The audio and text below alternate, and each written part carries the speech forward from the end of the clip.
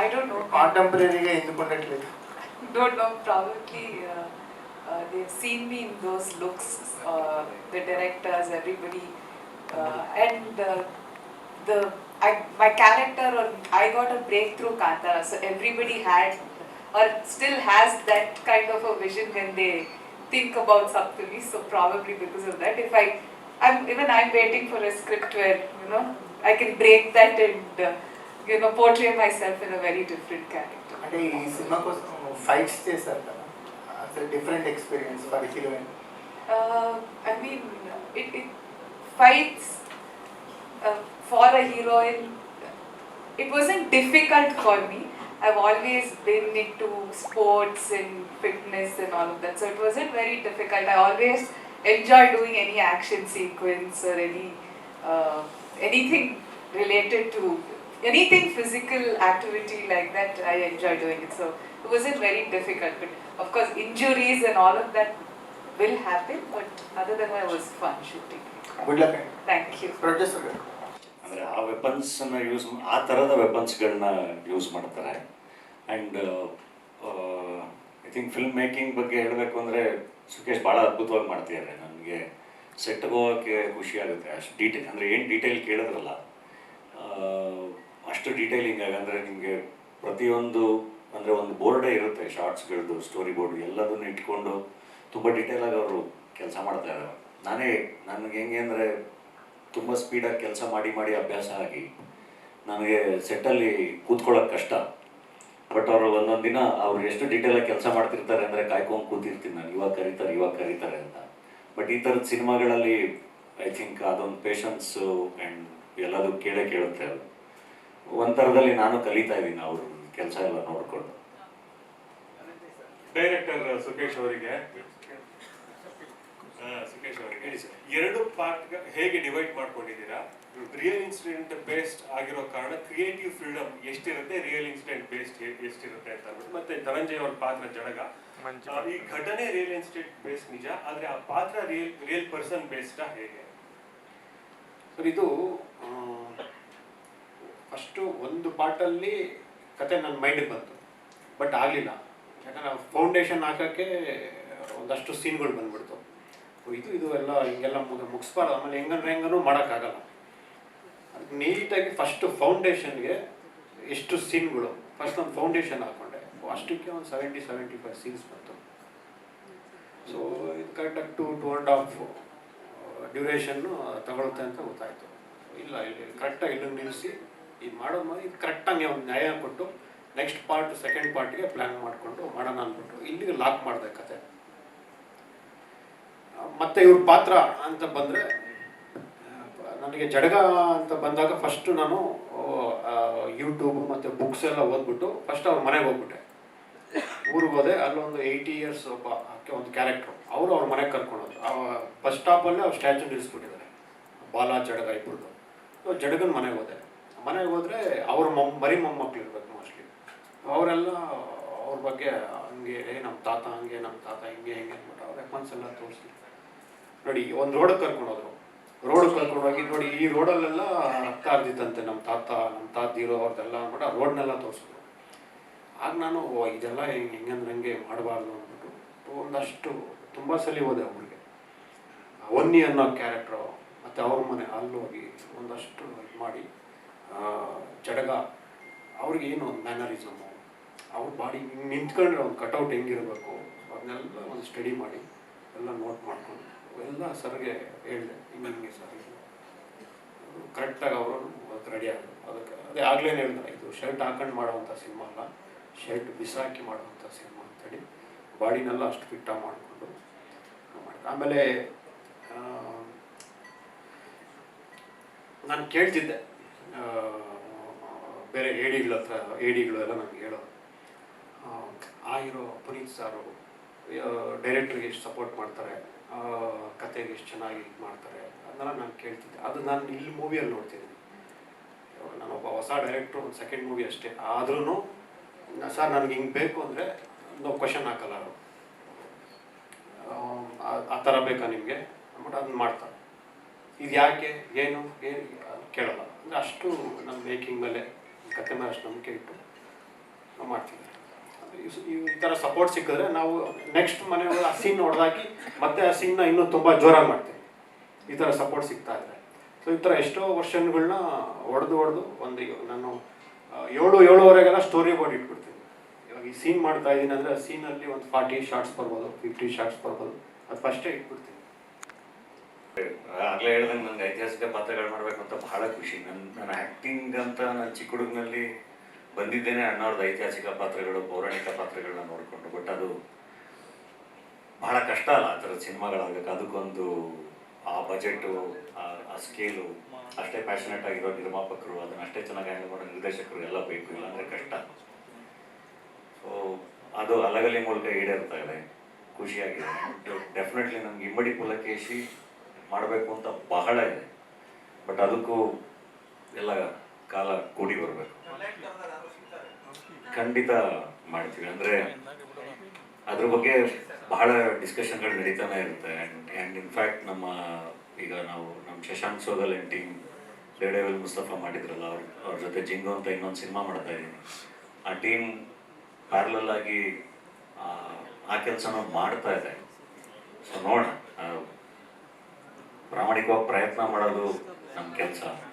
So ಪ್ರಕೃತಿ, ಜನ, cinema ನಮ್ಮನ್ನು ಇಲ್ಲಿವರೆಗೂ ಕರ್ಕೊಂಡೋಗಿ ನಿಲ್ಸುತ್ತೇನೆ, ಅದ್ರ ಮೇಲೆ ಎಷ್ಟು ಕನಸುಗಳನ್ನ ಅಚೀವ್ ಮಾಡ್ಬೋದು ಅನ್ನೋದು ಡಿಸೈಡ್ ಆಗುತ್ತೆ.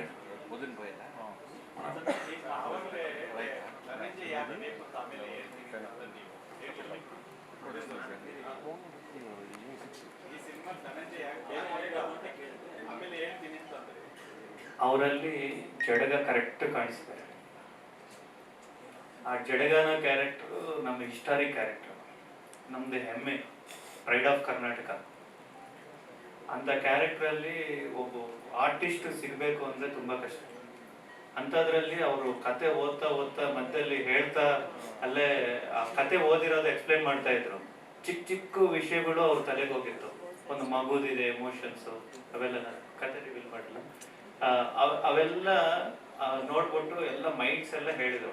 ಅದೇ ಆಗಲೇ ಡೈರೆಕ್ಟ್ರ್ ಹೇಳಿದಾರಲ್ವ, ಇದು ಹಿಂಗೆ ಮಾಡಿ ಸರ್ ಬಂದ್ಬಿಡಿ, ಲೇಟ್ ಆಗ್ತಾ ಇದೆ, ನಮ್ದೇನೋ ಇರುತ್ತಲ್ವ ಹತ್ರ ಮಾಡಿಬಿಡೋಣ ಅಂತಂದು ಹೇಳಿದ್ರೆ ಇಲ್ಲ ಇದು ಬಾಡಿ ಹಂಟರ್ಸ್ ಅವರು ಹುಲಿನೇ ಹಿಡ್ದಾಕವರು. ಅಂಥ ಹಂಟರ್ಸ್ ಬಗ್ಗೆ ನಾನು ಕಾಣಿಸ್ಬೇಕು ಅಂದರೆ ಅದೇ ಲೆವೆಲಲ್ಲಿ ಕಾಣಿಸ್ಬೇಕು ಅಂತಂದು ಹೇಳಿ ಟೈಮ್ ತೊಗೊಂಡು ಮಾಡಿದ್ದಾರೆ ವಸ್ತುನಲ್ಲಿ. ಸೊ ಯಾವುದೋ ರೆಫರೆನ್ಸ್ ನೋಡ್ದಲೇ ಅದೇ ಆ ರೈಟಿಂಗ್ ಮೇಲೇ ಬಿಲ್ಡ್ ಮಾಡಿಕೊಂಡು ಹೋಗೋದು. ಸೊ ಆ ಕತೆ ಮೇಲೆ, ಆ ರೈಟಿಂಗ್ ಮೇಲೆ ಬಿಲ್ಡ್ ಮಾಡ್ಕೊಂಡು ಹೋಗ್ತೀವಿ. కంగ్రాచులేషన్స్ చాలా బాగుంది సార్. ఫస్ట్ క్లిప్స్ చూసాం, fantastic visuals, really great job by director and team. చాలా బాగా చేశారు. అంటే నాకైతే ఒక బాహుబలిలో ప్రభాస్ పట్టాభిషేకం సీన్కి గుర్తొచ్చింది కొన్ని సీన్స్ పర్టికులర్గా. ఆ పర్టికులర్ ఎపిసోడ్స్ చేయడానికి యాక్చువల్లీ బిజినెస్ కదా సార్, దీనికి ఎంత ఖర్చు అయి ఉంటుంది కళ్యాణ్ చక్రవర్తి గారు? బాగైంది సార్.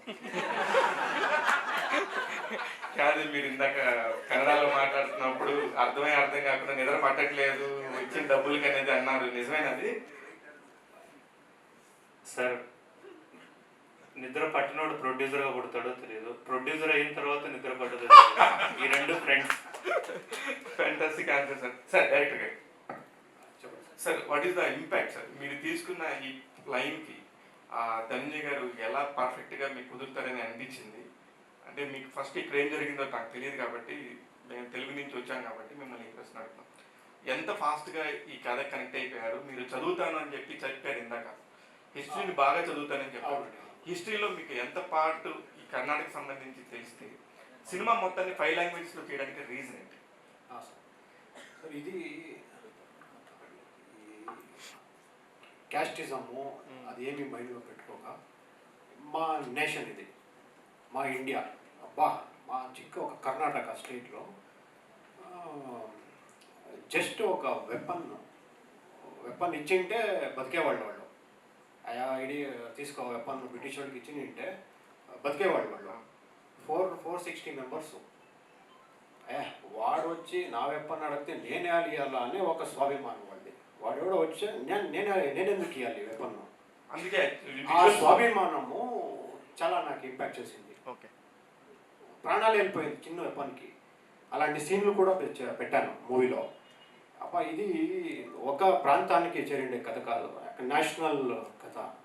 ఇది మొత్తం వరల్డ్ వైడ్ చూడాలి, వరల్డ్ వైడ్ దీన్ని తీసుకువెళ్ళాలని ఆలోచించి, అలాగే వీళ్ళు కూడా నాకు బాగా మంచి సపోర్ట్ చేశారు. అదే ముందుగానే చెప్పాను నేను, ఒక 3 crore ఇది నా ప్లాన్ ఉండే. ఎందుకంటే నాకు పెద్ద పెద్ద ప్రొడ్యూసర్లు నాకేం చేయరు, నాది ఒక ఫస్ట్ సినిమా, ఇది సెకండ్ మూవీ. కానీ వీళ్ళు ఒక 5 minutesలో స్టోరీ విని ఇది ఇలా కాదు చేసేది, అలా చేద్దామని మెయిన్ అంతా వీళ్ళు చేశారు. అందుకే చీమల విజువల్స్ కూడా చూపించారు. అంటే వాళ్ళు చీమల లాంటి మనుషులే, వాళ్ళదేముందని ఒక ప్రాంతానికి సంబంధించి చెప్పడానికి ఆ చీమల ఎపిసోడ్ పెట్టారు. యాండ్స్. అవునండి, అంటే వాళ్ళు వచ్చే ఫోర్స్. అదే ఇప్పుడు ఈ ఇంట్రడక్షన్ జడగా అంటే జడగా పాల అంటేనే ఒక పవర్ ఒక తాలూకులో. అంటే వాళ్ళు వస్తూ ఉంటేనే జిమ్ కూడా డిస్టర్బ్ అలా వెళ్ళిపోతుంది. ఇవ్వాలి, ఆ ఎలిమెంట్స్ ఇవ్వాలని ఆ సీన్లో యాడ్ చేశారు. ధనంజయ్ గారు, మాకు జాలరెడ్డిగా తెలుసు, అలాగే జీబ్రా సినిమాలో కూడా చాలా మంచి పర్ఫార్మెన్స్ చేశారు సార్. ఇక్కడికి వచ్చినాక తెలియదు మీరు నట రాక్షసులని. సో హ్యాపీ, ఎందుకంటే మీరు నిజంగానే కనబడుతుంది, ఆన్ స్క్రీన్ కనబడుతుంది, ఆఫ్ స్క్రీన్ కనబడుతుంది. Congratulations sir. ఇండిపెండెన్స్ డేకి సంబంధించి ఒక బ్యాటిల్ సంబంధించిన యుద్ధాన్ని చూపిస్తున్నారు. Congratulations Halagali team. Thank you sir.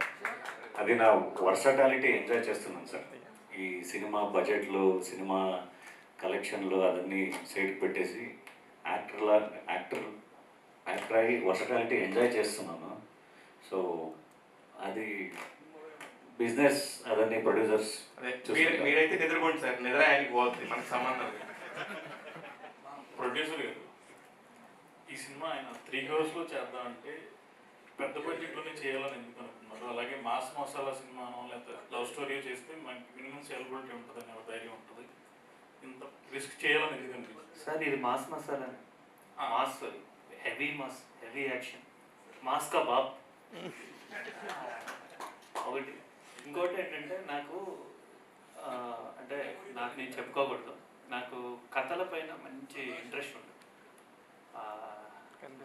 మంచి చెప్పారు ఏదో, నేనేం కొత్తగా సినిమాకి ఆల్రెడీ 10 years నుంచి నేను ఇండస్ట్రీలో ఉన్నాను. మీకు తెలుగులో 4 సినిమాలు చేశాను. వంశీ గారు లాస్ట్ ఇయర్ సినిమానంతా తెలుసుకున్నాను, ఆడియన్స్ డిస్ట్రిబ్యూషన్ చేశాను. సినిమా చేసిన తర్వాత అవి మామూలుగా తెలియకుండా చేసిన సర్చ్ కొడతాయి కదా, ఆ అనుభవంతో కాదు సినిమా మేకింగ్ వేరు, సినిమాని ఆడియన్స్ దగ్గర తీసుకుని వెళ్ళడం వేరు. అప్పుడు కొంత నాలెడ్జ్ కోసమే డిస్ట్రిబ్యూషన్ చేశాను. ఎవ్రీ ఫ్రైడే ఎక్స్పీరియన్స్ ఏంటని చూసాను. అయిందా సార్? బాగా. అప్పుడు సినిమా ఎలాంటి కథలు ఆడియన్స్ చూస్తారు, అసలు రియల్గా థియేట్రికల్ ఆడియన్స్ ఎవరు, ఓటీటీ ఆడియన్స్ ఎవరు, శాటిలైట్ టీవీల్లో వచ్చే ఆడియన్స్ ఎవరు, ఇదంతా నాకు అర్థమైనప్పుడు నేను మంచి కథ కోసం చూస్తున్నాను. సుకేష్ నేను ఇంతకుముందు ఇంకొక కథ చేద్దాం అనుకున్నాను, అది కమర్షియల్ కథ. దాంతో 2 years 3 years ట్రావెల్ అయ్యింది. ఎందుకో చిన్న కిక్ రావట్లేదు. ఎప్పుడైతే ఈ కథ వచ్చి చెప్పారో నాకు ఈ కథలో మంచి స్కోప్ ఉంది అనిపించింది. ఇమీడియట్గా ఈ కథని పెద్దగా చేస్తే ఇది మంచి ప్యాన్ ఇండియా కాదు, ప్యాన్ వరల్డ్ అవుతుంది. ఇంగ్లీష్ రిలీజ్ కూడా ఉందండి. ఇంగ్లీష్ రిలీజ్ కూడా సార్ ರೀಸೆಂಟ್గా అనుకున్నాం 3 days ಬ್ಯಾಕ್. ನಮ್ಮ ಕನ್ನಡದವರು ಸಪ್ತಮಿ